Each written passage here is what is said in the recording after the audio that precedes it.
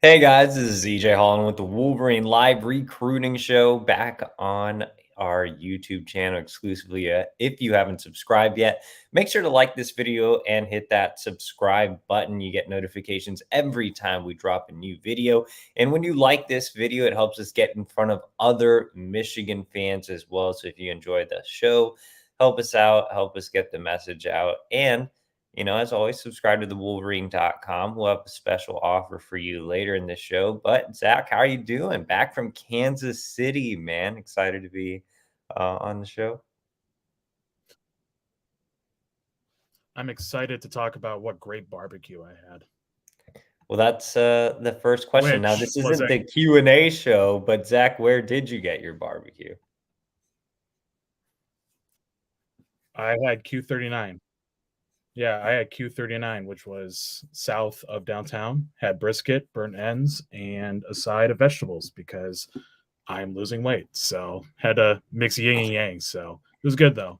Mouth watering stuff down there in the Midwest. Well, I I had a nice time in my home area of Virginia before making the flight out to Dallas. So if you notice, the background is different than usual because I'm literally on a farm and I'm taking care of cows and goats and chickens. And if you guys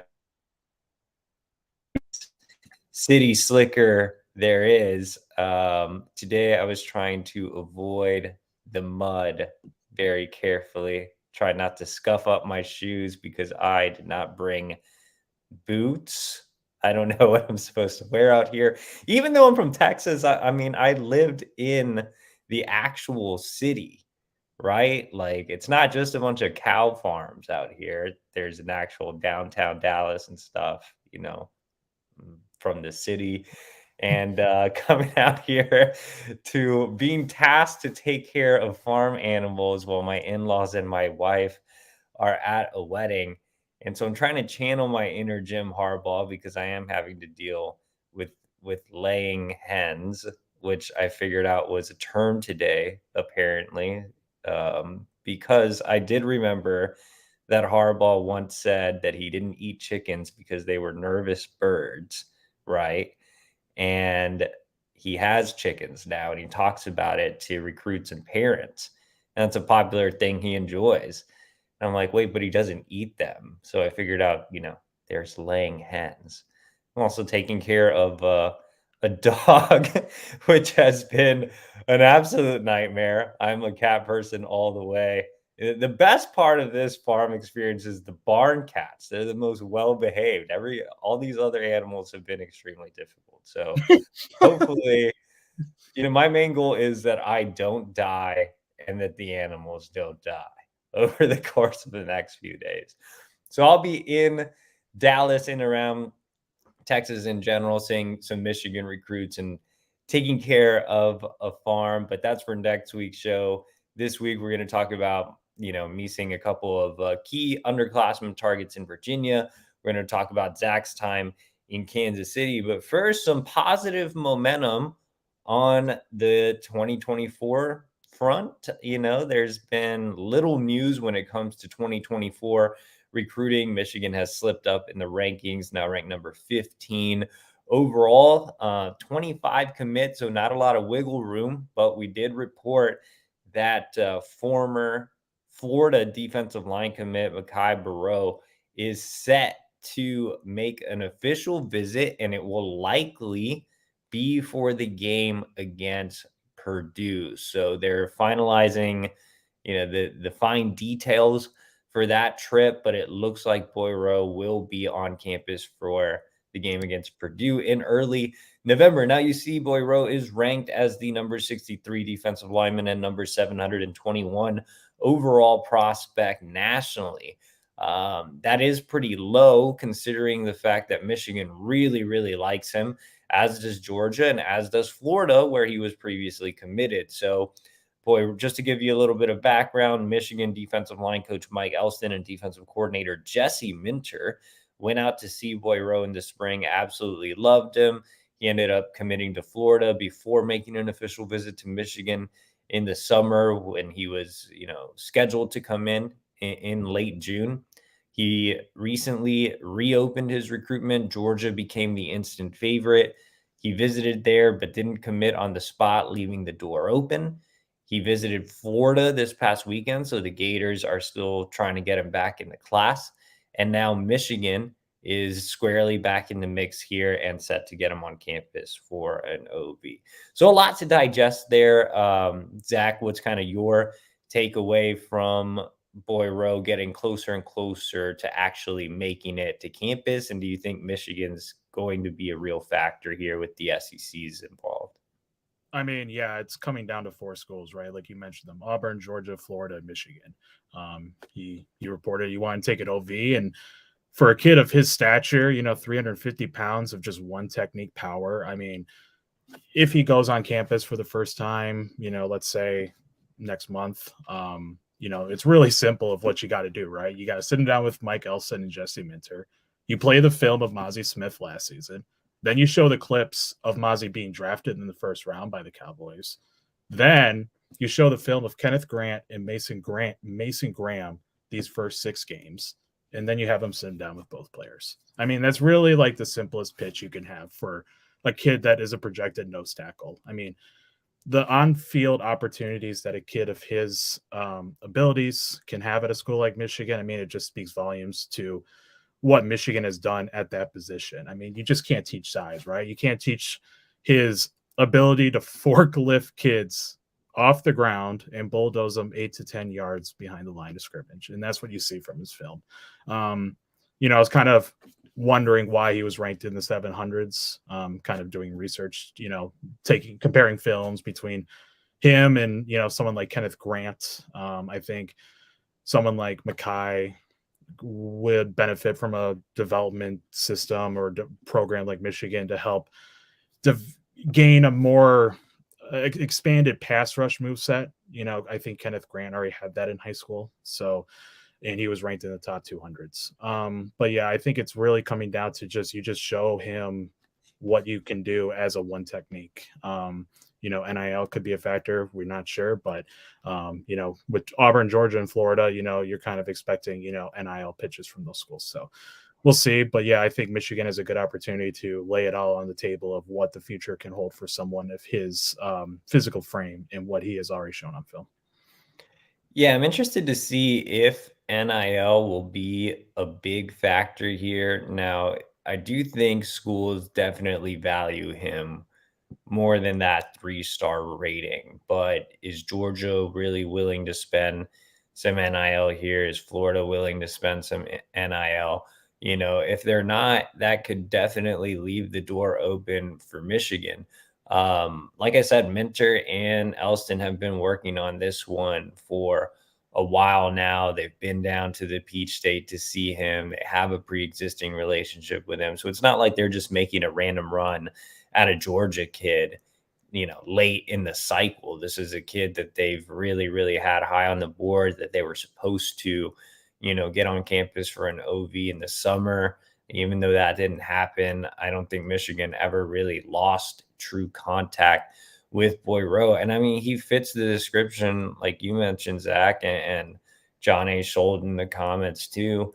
He fits the description of a Kenneth Grant type of nose, and Michigan has wanted another one of those types, and there just aren't a lot out there worth taking. It's hard to find true massive mammoth type noses to come in and make impacts. I think Kenneth Grant was a rare one in the Midwest. I think, this cycle, there aren't a lot of guys out there that fit the mold. And even next cycle, I was looking at Michigan's defensive line offers for 2025, and you're hard pressed to find, guys over 300 pounds. So I think Boyro's an important recruit because, he fits that knows that is a Kenneth Grant, and you need more of those guys on the roster, especially for this, defensive scheme. It mirrors like the Baltimore Ravens in a way, or the old Baltimore Ravens in a way.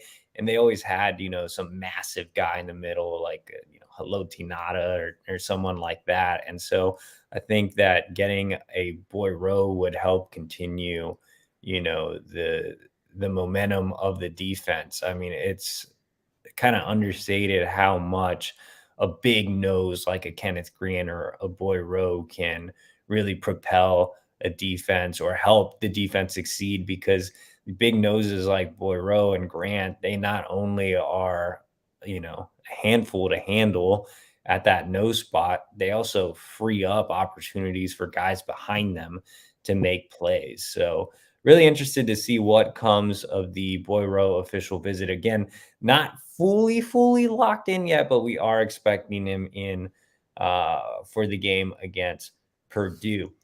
Now, I do want to remind you guys that this is the Tuesday show, not the Wednesday show. So if you do have questions, make sure to hit that super chat button. It's the little box with the $sign. That money goes directly to our travel budget, and we'll gladly get to your question. Also, just a housekeeping note. I will be traveling tomorrow, hitting the road again and seeing guys around the DFW area.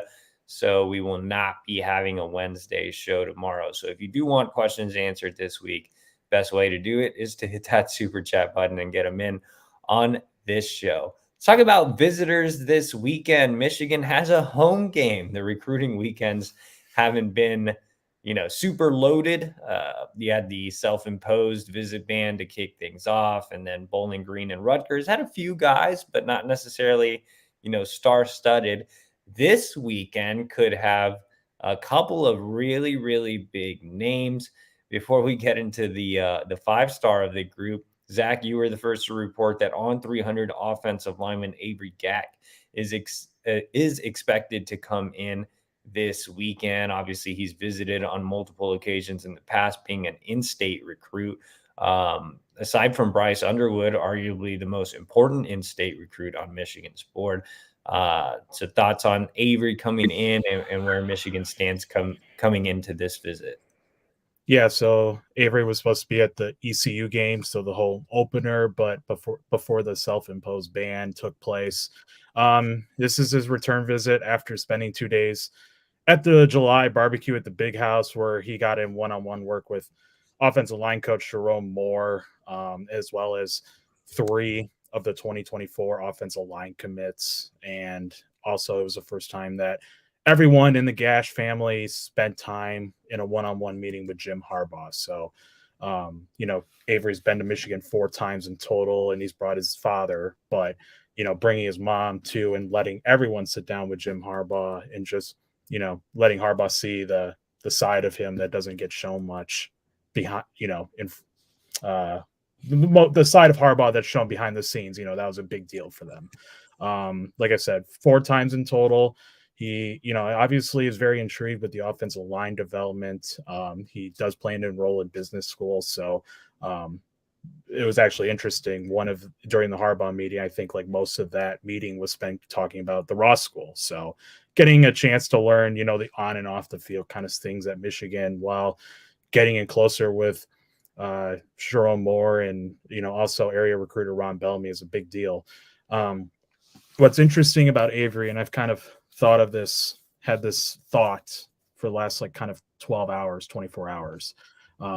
Last night I was watching OSU, like Ohio State podcast, talking about like Bryce West and Aaron Scott and how those recruitments were with Michigan and Michigan State, and, how Ohio State's narrative was just, you can't let them leave. You can't let them leave the home state to go to the rival school. Like, I feel like that's my stance right now with Avery Gash. And I bring up Ohio State because I feel like Ohio State is arguably the team that Michigan needs to be most concerned for in this recruitment. Ohio State was one of the first schools to offer him last year. He was actually at Columbus last week for the game against Maryland. He's also expected to return to Columbus on November 11th when Michigan State comes to town. So, I mean, he's such a must for Michigan. And now that it's transpiring that Michigan might get in another battle with Ohio State, and the fact that he's a kid who's 45 minutes away from campus, like, you just can't let him leave. He's he is a must. And I know some people say we use that word like with liberally, but with we're pretty liberal with that kind of word, but he is an absolute must. He is a kid who's like 6'6", 290 pounds, just a mastodon with a mean streak who loves to bully kids. He's has that local ties. He's just a must. And people might say, wait a minute, isn't he a Michigan State legacy? Yes, but we all know what's happening at Michigan State. So obviously there's other interests too. Like he went down to Georgia. He's been to the South quite a bit. A lot of SEC schools have entered the mix, but considering how much Ohio State has made Avery Gash a priority, I think this might come down to another Michigan Ohio State battle. And, it's just repeat of what we saw this previous summer with the 2024 class from the kids in Ohio. So it's going to be a fun one to watch. But yeah, I think if Michigan loses someone like Avery to Ohio State, it would suck just because of the success that Michigan's had with the two-time Joe Moore winning trophies, the success that Sherrone Moore's had, his recruiting abilities, and just the level of education that Avery's trying to pursue, which can be found at Michigan.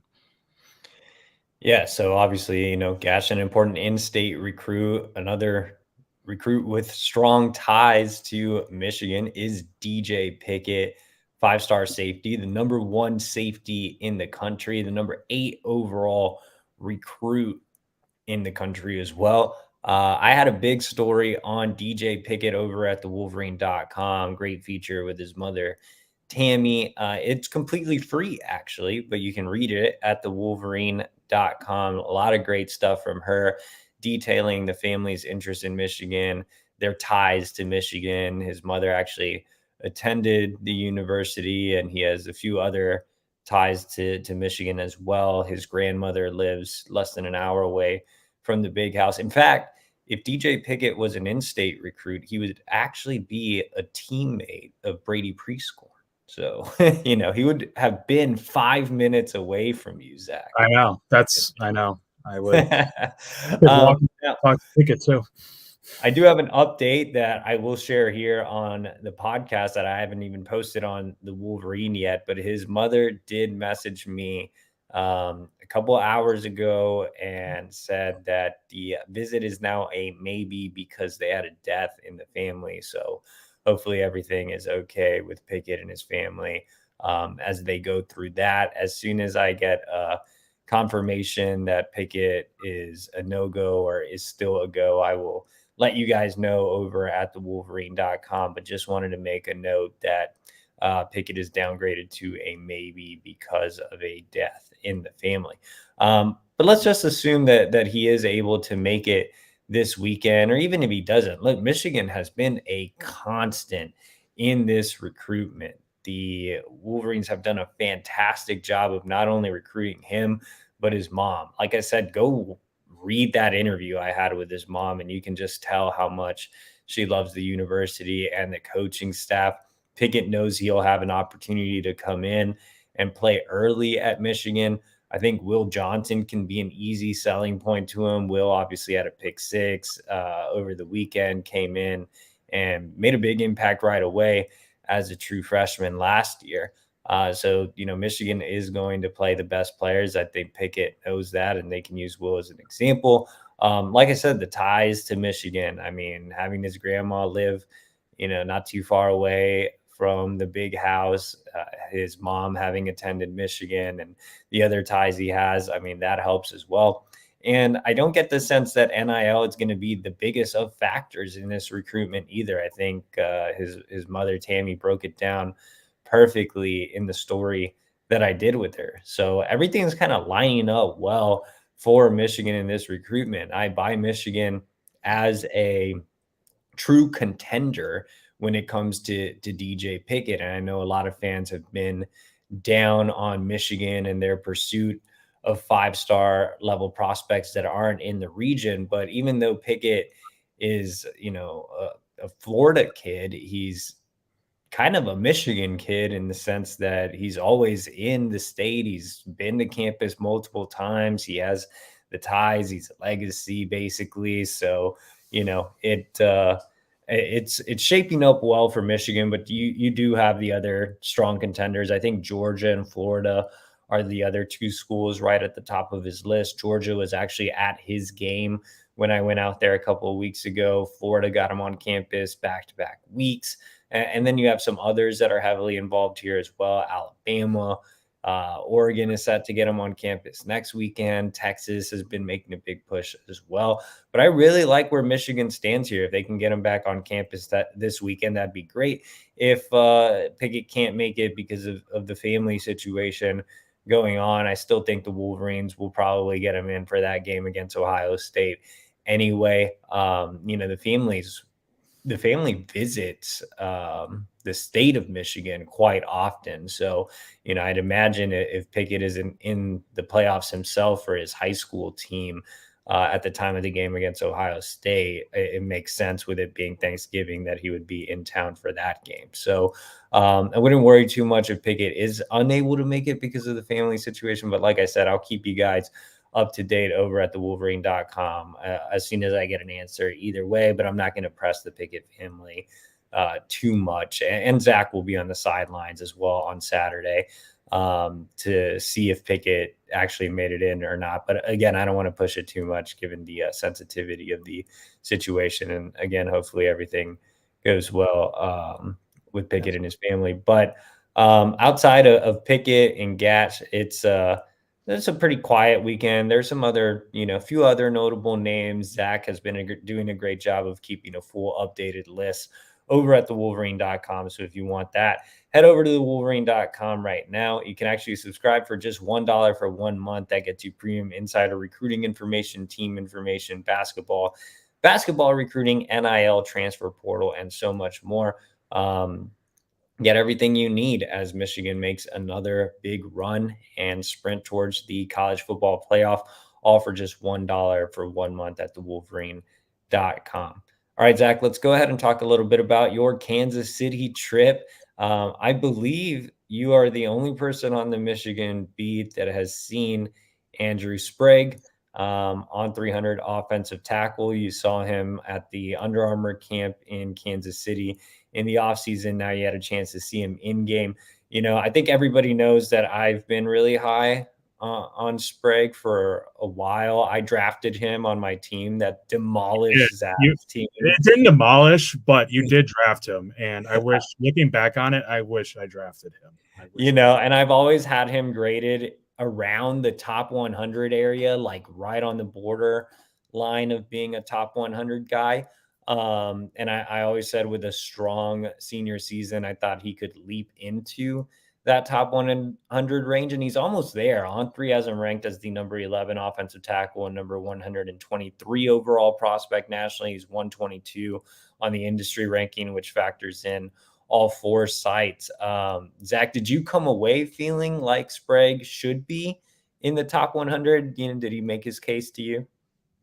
I mean, he certainly made his case that he was a top 10 tackle right in the country. And given how On3 specifically has ranked the tackles, all top 10 offensive tackles for a 2024 class are ranked in the top 100. So he would fall into that category. Yes, I absolutely believe that he is a top 100 player. I felt the same way to an extent in April when I saw him. Now, granted, that was just a camp. He just did testing drills. He had an injury, so he didn't participate in any one-on-ones.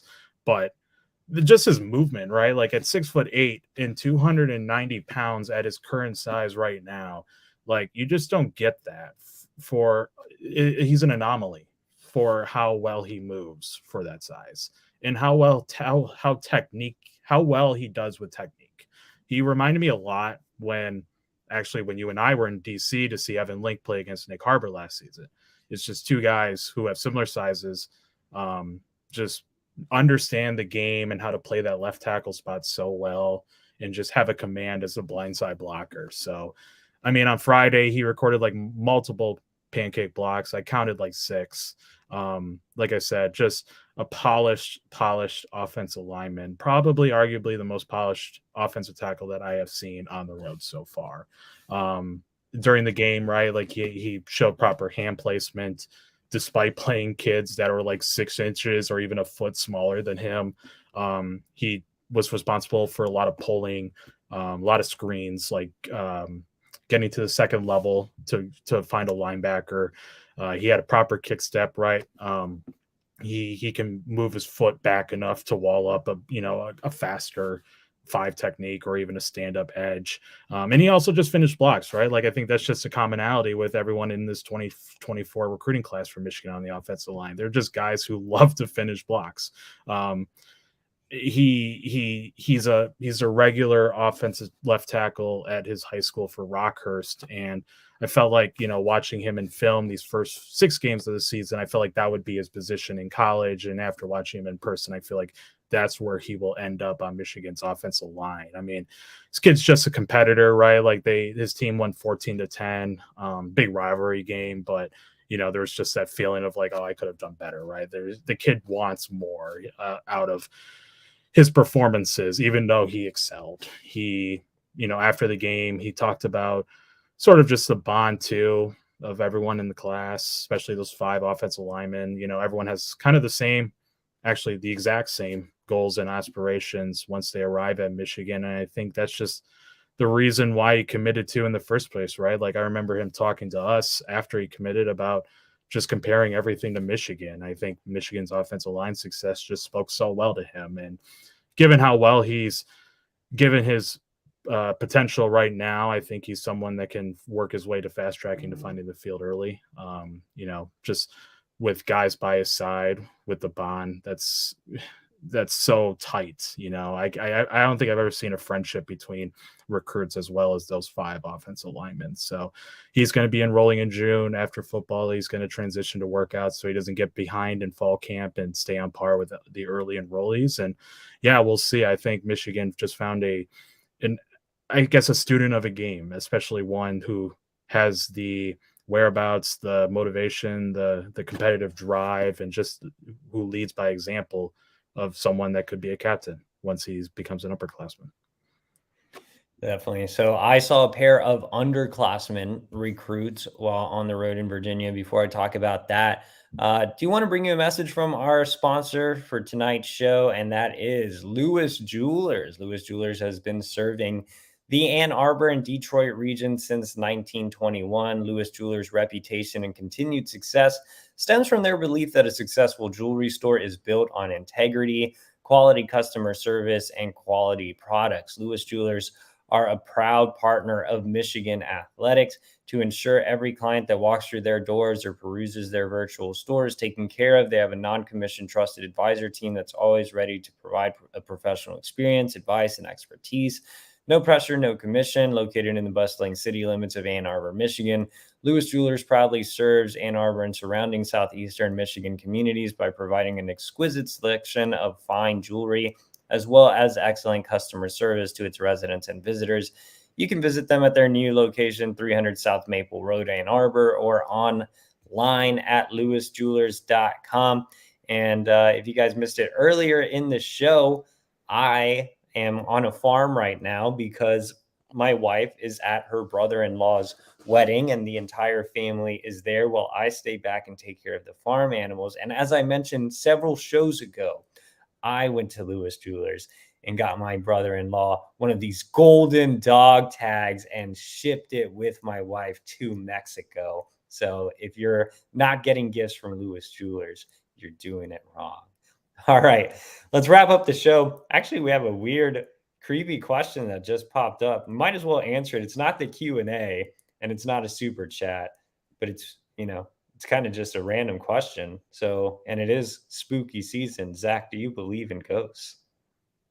I believe in friendly ghosts, like a ghost who can, Are you like 7? Are you like hoping Casper shows up? No, like if you're a ghost, like you got to be friendly, like just like a nice little roommate or something. Like I don't believe in all that scary stuff. I don't. You have to. Did you say you have to be a nice little kid? Like you're No. hoping a child died? And no, like you just gotta be like if you die, right, and I move into your house, like you got to help me like do the dishes, fold the laundry, watch. We got to pick we got to be agreeing on what shows we watch. Like, you just So can't be. isn't that just Casper? Doesn't he like hang out with the children? Is that what you're envisioning your life being with a ghost?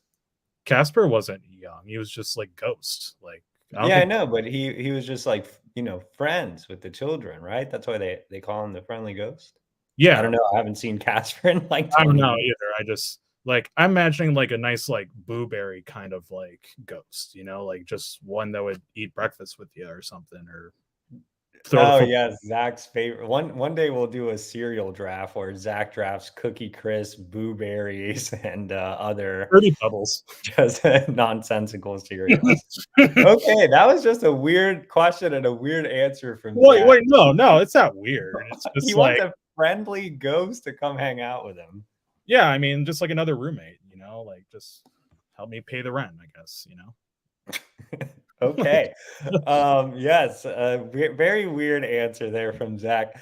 I mean, I do believe in ghosts. I mean, I'm Mexican at heart, and that's, a big part of the culture is, kind of creepy things. You have the chupacabra, you have La Llorona, you have Santa Muerte, you have ghosts coming around, So, yeah, I believe in ghosts. Definitely there could be some friendly ghosts, I guess, that would want to hang out with Zach in some creepy way, which probably makes it more creepy. Like if you have a ghost show up, like you're supposed to be scary. I don't want you to hang out with me like Zach. But anyway, I don't even know why I selected this question from JC. But yeah, I guess we'll talk about ghosts again closer to Halloween. And Days of But the Dead is coming up soon. it is coming up soon. Halloween is right around the corner. I think I will be in Nashville to see Michigan commit Mason Curtis around that area. So we'll see. But wrapping up the show, I was in Virginia and had a chance to see 200 Underclassmen targets. One is three-star 2025 defensive back Jamari Deloach out of Chesapeake, Oscar Smith. Now, Deloach doesn't have a ranking on 3 of the 4 services. The only service that has him ranked is on 3, which has him there as a 3-star and in the 30s as a corner.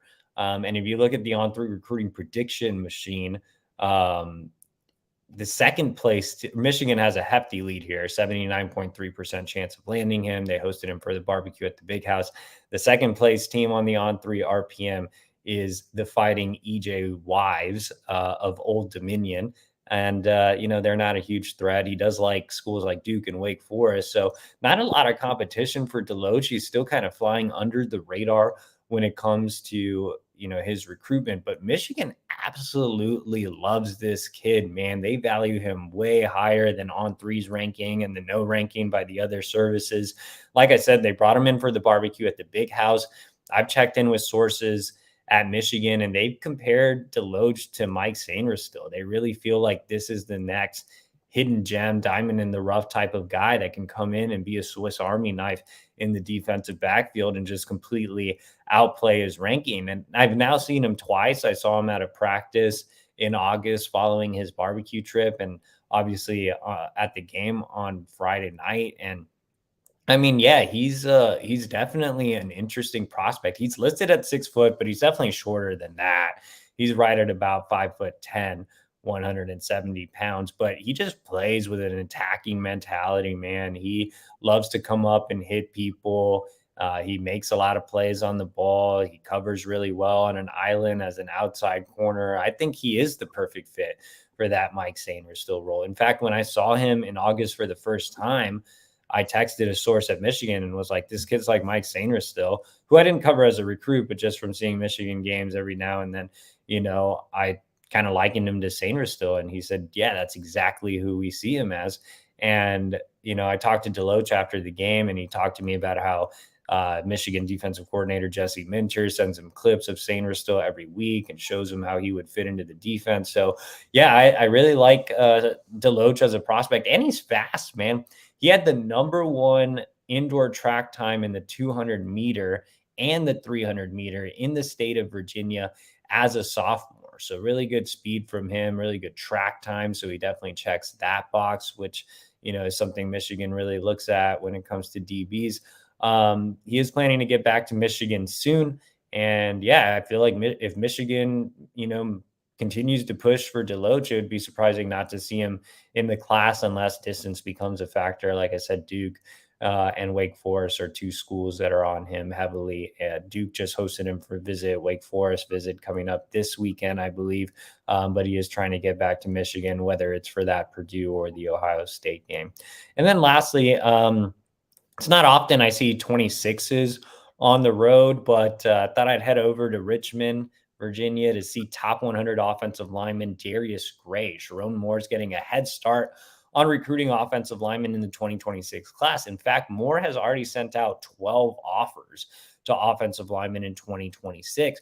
Gray was, man, he was fun to watch. I went there and was like, it's a 2026 offensive lineman on a Saturday afternoon. Not sure what, I'm going to get out of this game. And I mean, if you watch my clips on the YouTube channel, just go watch Darius Gray on the Wolverine YouTube channel. And he absolutely bullies people.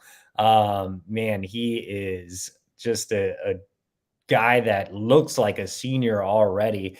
At 6'3", 285. He plays left tackle for his high school team out of necessity, but he does project as an interior offensive lineman at the next level. Like I said, Moore offered him in the spring, and it's a no-brainer offer. I mean, when you're talking about offensive linemen this young, you're usually offering on potential and what they become. Darius Gray is already as polished as you can get. I am worried about him having a bit of a limited ceiling, especially as an interior offensive lineman and how good he is already.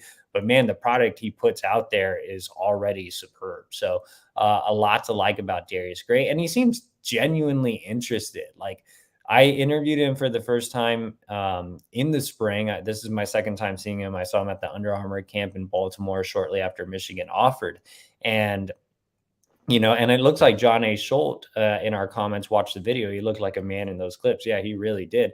But it was funny when I first talked to him in the spring, I said, man, Michigan just offered you, how are you feeling about the offer? And he was like, I love the Colt. I love the offensive line culture. Like, that was something he really, really was excited about. So I know like South Carolina has the early lead on the On3 recruiting prediction machine, but I think he's really open to playing in Big Ten country. Michigan obviously produces high-level offensive linemen. If you're an offensive lineman, you kind of want to play in the Big Ten, especially at Michigan. Back-to-back Joe Moore awards, already building a great relationship with Sharon Moore. So yeah, I think Gray definitely checks the boxes as a top 100 recruit nationally in 2026. And I know that's really far away, but he is one to keep on your radar in years to come.